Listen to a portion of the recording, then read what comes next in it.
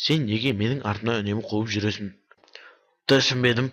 Түсінбесең, мен күнделікті өзімнің аяқтарымды жалап жатамын. Арасында барып енді машина сүйіп кетемін, ондай деп болып тұрады. Сен келесінде мені үріп қуасың. Сенен маған не керек, осы айтшы. Сен мысық емессің бе? Я, мысықпын. Ал мен итпін. Сен итсің, мен мысықпын. Танысқаныма қуаныштымын. Мен өз аяқтарым жалаған жақсы көремін. Сен де өз аяқтарың жалаған жақсы көресің. Ал сенен маған не керек?